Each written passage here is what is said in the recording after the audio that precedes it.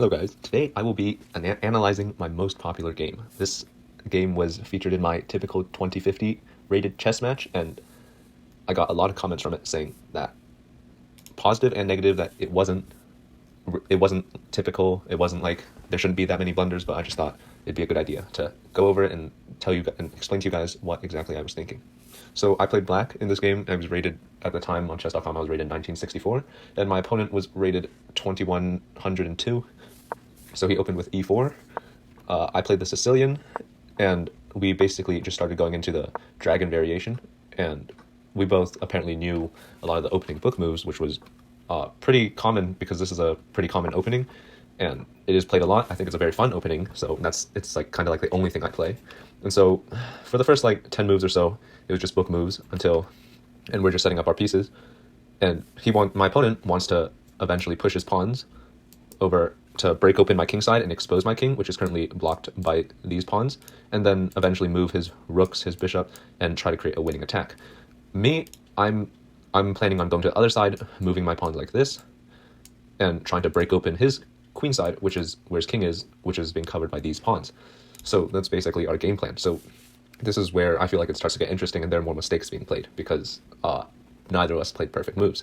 So my opponent plays g4, which is a book move, which is a normal move.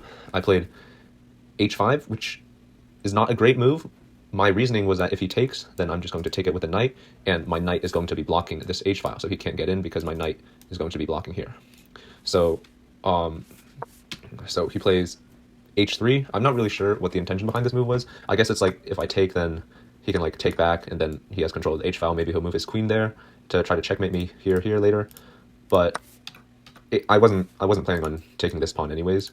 So yeah, he probably should have taken this, and then maybe tried to move his pieces, like move his knight, try to get rid of the knight. So after that, I played a6, which is a normal move. I think I'm trying to get ready to play b4. He plays knight to e2. I'm not sure why. I guess he's trying to move his pieces more over to my king side. I play b5, pushing the pawns. Knight to d5, also still trying to move his pieces more towards my king side. I play knight to e5. I'm thinking about taking this pawn, but it's not that great of a move. I probably should have just taken the knight here. He takes my knight, I take back, and then he plays g takes h5. I guess I'm not sure. Actually, it does seem like a sensible move because if I take here, then he can control the g file, and it's better for him. But I don't have to take, and I don't have to take this pawn, so it's still fine for me. But I take knight takes f3, which is not a good move because I could have just ruined his attack by playing knight to c4 and forking the bishop and the queen, which are both important pieces in his attack. But I didn't do that. Instead, I just took the pawn.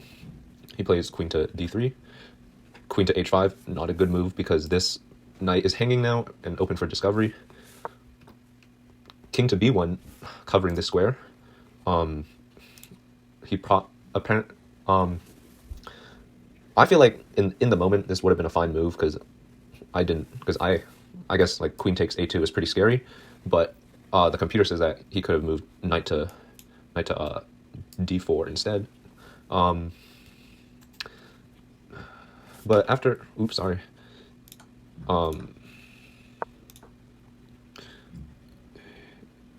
Yeah, so after queen to a5, should have played knight to d4, and let's see what happens if I take. Oops. Well, oh, yeah, if I take, then he can just take the knight, and then his king can just leave, like, go to the other side where it's safe. Yeah, so queen a5 was a mistake. Click king b1, and now I'm just putting pressure on the diagonals, which is important for my attack. Put pressure to keep him on the defensive, because if I get to attack first, then I'm more likely to win in the Sicilian. b3, blocking my bishop from attacking the a2 pawn. I play queen a3, which is a blunder, because now he can just play bishop to c1, attacking both the queen, and the queen attacks the knight, so I lose a piece. I play queen to c5, he takes my knight, and now I'm like, okay, I lost a knight, but I can still put pressure. So I'm pressuring the c2 pawn. He moves his queen back, but this is kind of a little bit passive defense. I play a5, bishop to b2, I take, he takes, I play a4, and then he plays pawn takes g6. This, I'm attacking him right now. He doesn't have the time to be taking my pawn, so this is a really bad move because he doesn't have enough pieces coordinated to make a threat. Like this rook is being blocked by the pawn. The queen is not near my, none of his pieces are near my king, so, or pointed at my king. So this this move just wastes time. I take the pawn. He takes my pawn, delivering check. I decide to just go back, so I'm not in the open or anything. Knight to d4, queen to h3, and now I'm just attacking him as much as possible. And here I make a mistake. I just deliver a check that doesn't really do anything. And now I make a really bad mistake. I'm kind of losing here a little bit. And he takes my rook. I take the queen. He takes my queen. I take the rook. And I guess, I'm not sure why he made this blunder here, but I guess he saw like a free piece and took it too fast. But now I just skewer his king and take the free rook. And now it becomes very simple. And I just try to get all the pieces off the board. And now it's a very simple winning king and pawn kind of game. And you still have to be careful, because if you lose the opposition, then it turns out to be a draw. But if you can keep the king opposition, and make the white king have to move out of the way, then it's a pretty straightforward to win. And now he sees he cannot prevent the pawn from becoming a queen, so he resigns. And that was my most popular game.